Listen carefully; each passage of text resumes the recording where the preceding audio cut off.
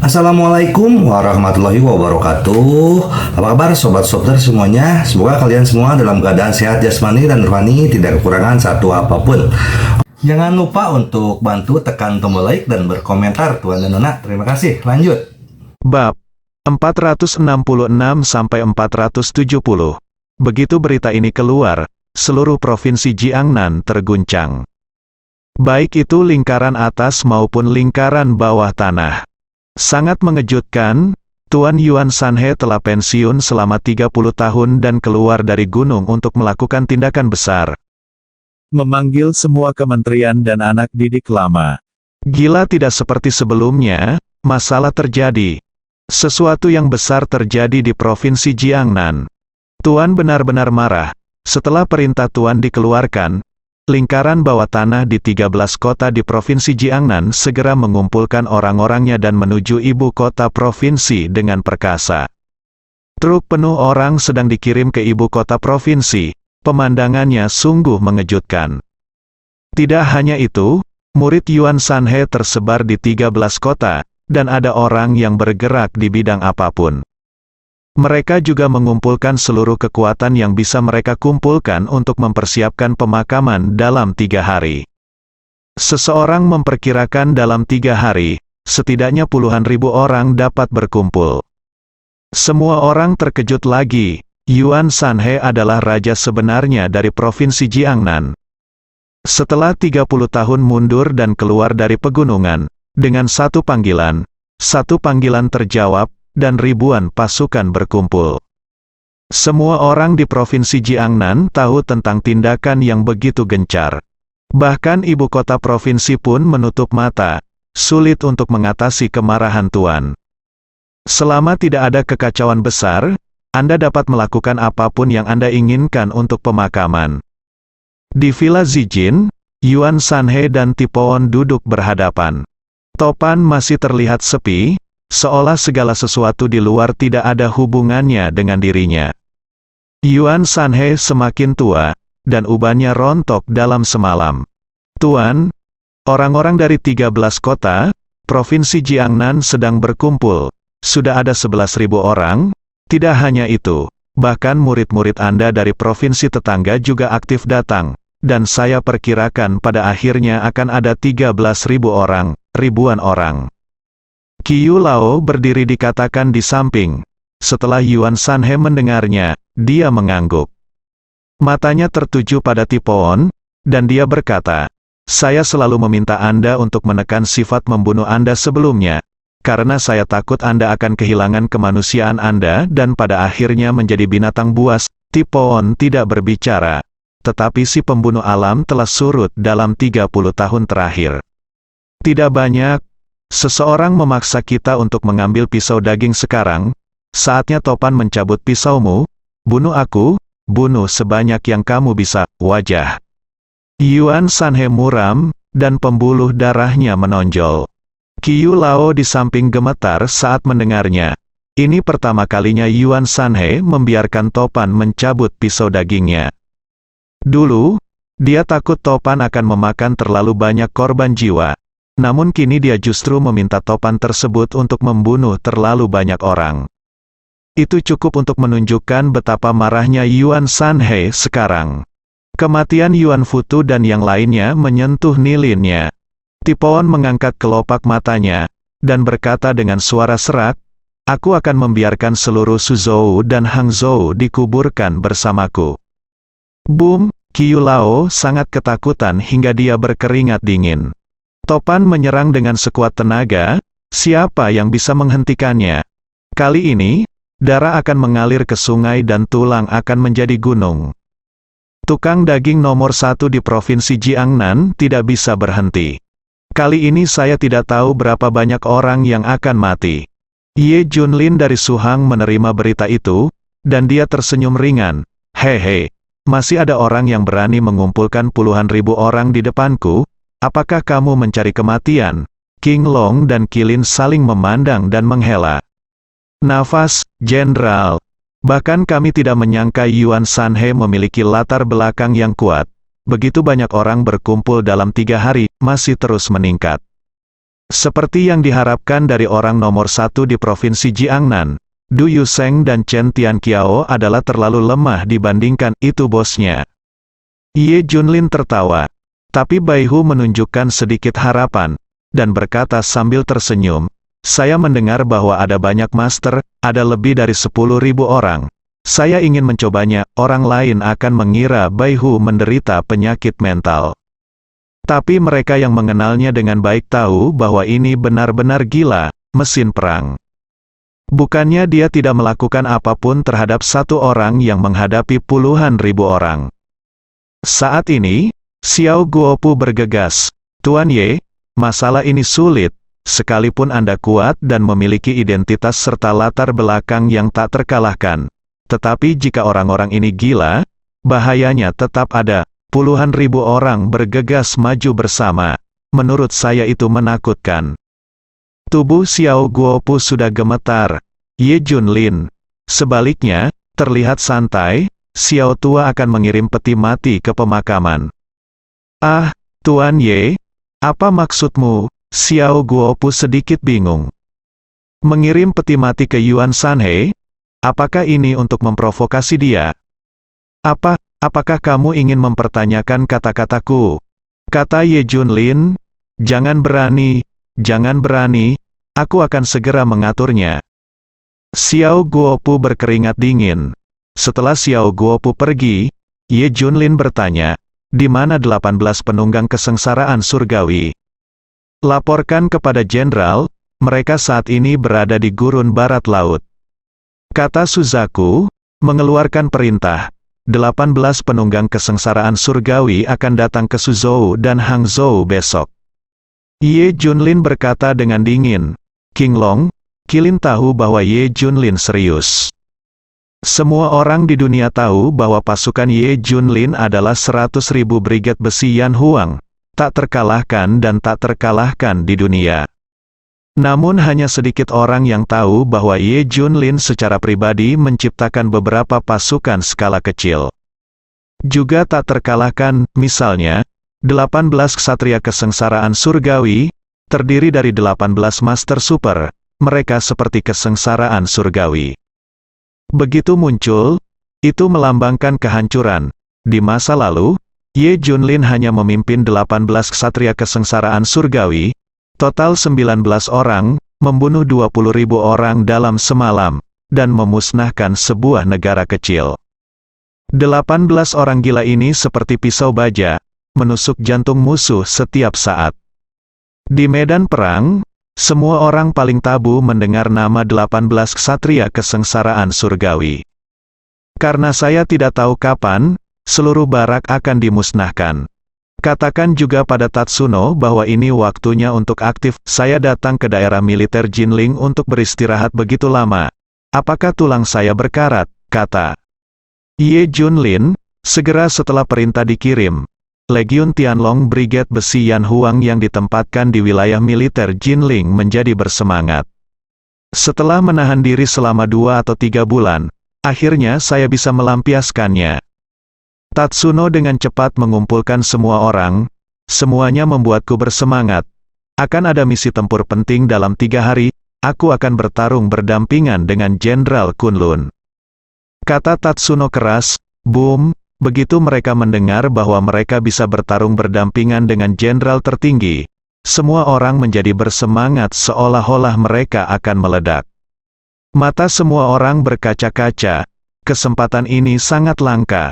Saya harap ketika saatnya tiba, Anda akan berjuang untuk saya dan tidak membiarkan Jenderal Kunlun dan pengawalnya mengambil tindakan, kami akan menyelesaikan semuanya. Teriak Tatsuno, apakah kamu punya kepercayaan diri?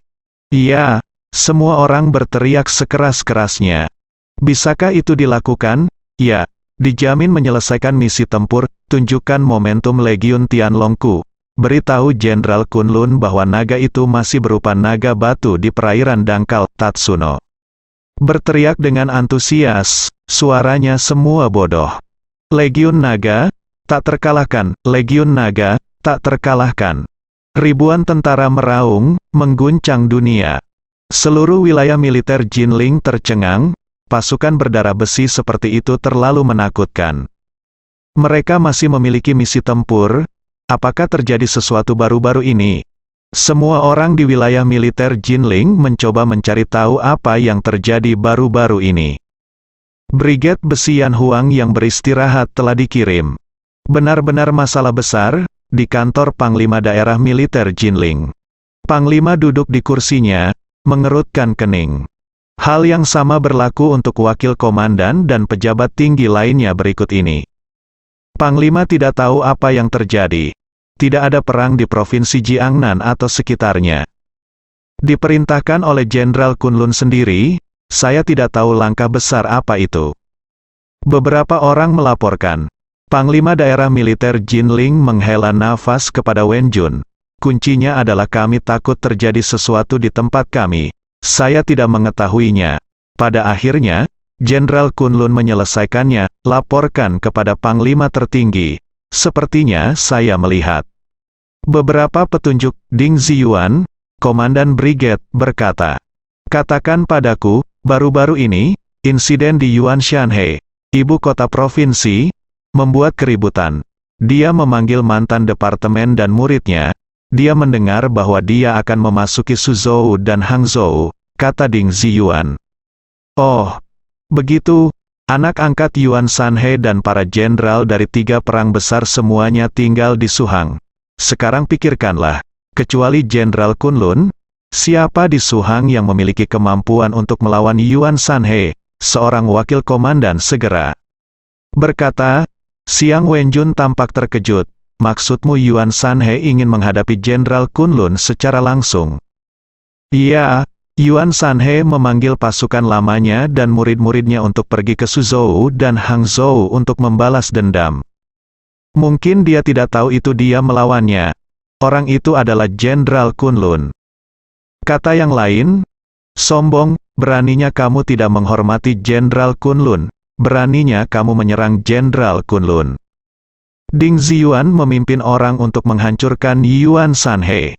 Siang Wenjun memiliki temperamen buruk dan berkata dengan marah. Panglima tidak diizinkan, Legiun Tianlong sudah bersiap, yang berarti Jenderal Kunlun secara pribadi akan menangani Yuan Sanhe, dan kita tidak bisa melakukannya untuknya, seseorang segera membujuknya untuk menghentikannya. Itu benar, saat kamu selalu perhatikan situasinya, dan jika ada kelainan, segera selesaikan untuk saya, Divisi 1. Divisi 89 dan Brigade Operasi Khusus selalu siap. Perintah Siang Wenjun, dimengerti, Panglima tertinggi. Masih ada 1 hari tersisa sebelum pemakaman. 7 atau 8 ribu orang telah berkumpul di Villa Zijin, dan jumlahnya terus bertambah. Saat ini, ada lebih dari 20 orang berdiri di aula pertemuan. Kecuali untuk 10 Yuan Sanhe selain 3 kementerian lama, ada sekitar selusin muridnya di antara mereka. Salah satunya, Wang Yuan, seorang pria berkacamata berbingkai emas, adalah murid Yuan Sanhe yang paling berharga. Dia juga yang terkuat di antara mereka, banyak murid. Dia adalah pemimpin Sucheng, kota ketiga di Provinsi Jiangnan. Tidak hanya dia bos lingkaran bawah tanah, tetapi dia juga telah menjalankan bisnis selama bertahun-tahun, bernilai puluhan miliar. Saya sangat ingin mereka membayar dengan darah mereka, Wang Yuan berkata dengan marah. Hutang darah dibayar dengan darah, biarkan mereka dikuburkan bersama mereka. Sekelompok orang berteriak. Melihat ini, Yuan Sanhe mengangguk puas. Qiu Tua menyampaikan perintah saya, untuk memerintahkan 28 eksekutif senior grup Yunting untuk datang ke Villa Zijin untuk pemakaman besok, dan mereka akan melakukannya secara pribadi membawa peti mati untuk penguburan, berlutut di kuburan untuk bertobat selama 3 hari 3 malam. Jika kamu tidak datang, tembak untuk membunuh Yuan Sanhe menginstruksikan Tuan Qiu. Segera perintah ini diteruskan langsung ke grup Yunting. Fang Ziqing dan pejabat tingkat tinggi lainnya sangat terkejut. Apalagi sebagian orang mendengar gosip bahwa 10.000 orang akan terbunuh. Untuk sesaat, semua orang di grup Yunting panik. Bekerja keras di mall selama bertahun-tahun, saya mengalami banyak hal yang mengancam jiwa. Tapi ini pertama kalinya aku melihat kesombongan seperti itu.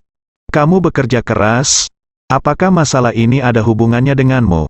Ye Junlin tidak bisa menahan perasaan sedikit marah saat melihatnya. Itu benar, semuanya bekerja keras. Fang Ziqing merasa jauh lebih aman ketika dia memikirkan orang kuat yang menyelamatkannya malam itu. Keesokan harinya, Zijin Villa ditata dengan latar belakang hitam putih, dan deretan karangan bunga ditempatkan di dinding. Pemakaman abad ini sangat menonjol, meski cuacanya suram, suasananya khusyuk dan sangat menyedihkan. Di depan aula duka, ada dua orang berdiri, seseorang sedang topan, wajahnya tenang. Salah satunya adalah Yuan Sanhe, dengan pinggang bungkuk, rambut beruban, dan jauh lebih tua. Tapi matanya bersinar terang, menunjukkan ketajamannya. Dia telah pensiun selama 30 tahun, seperti singa yang sedang tidur. Hari ini, singa akan bangun. Akibat dari bangun tidur adalah segunung tulang dan sungai darah. Di Villa Zijin, di ruang terbuka yang luas, para selebritis dari ibu kota provinsi yang datang untuk menyampaikan belasungkawa berdiri di barisan depan. Dan di belakang, ada 13.000 orang berkumpul dalam kerumunan yang padat, memenuhi langit. Jas serba hitam, dengan bunga putih di dada, dan ikat pinggang putih di rambut. Pemandangan ini sangat mengejutkan dan spektakuler.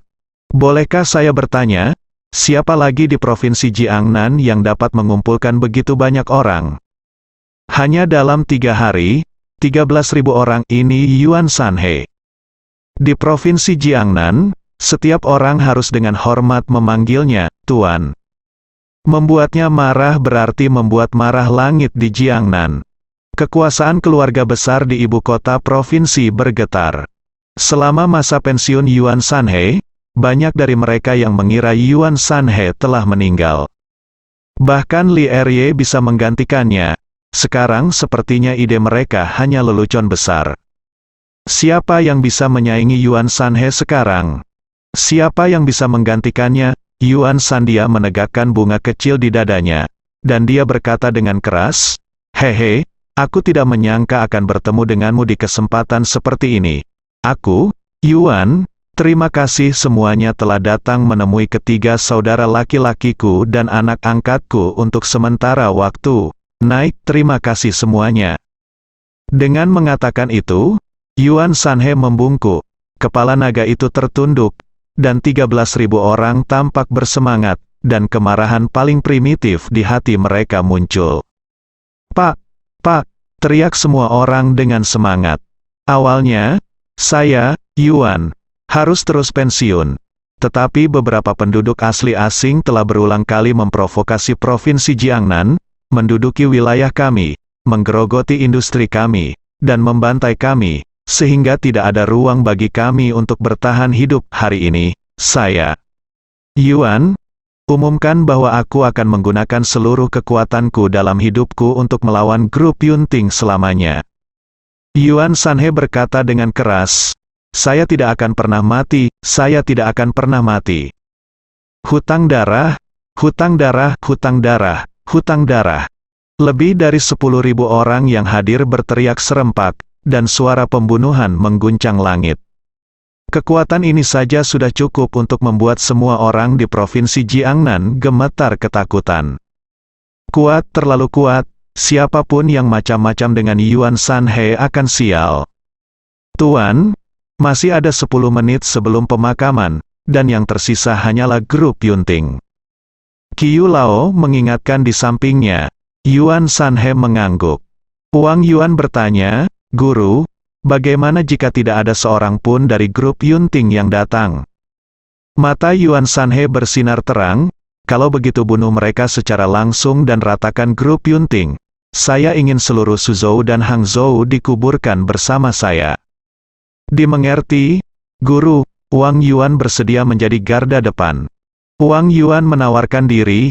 Bagus, Yuan Sanhe sangat puas. Dia paling menyukai Wang Yuan. Grup Yunting ada di sini. Pada saat ini, sebuah suara keras terdengar, wow. Lebih dari 10.000 orang di lapangan semuanya memandang ke arah pintu masuk lorong.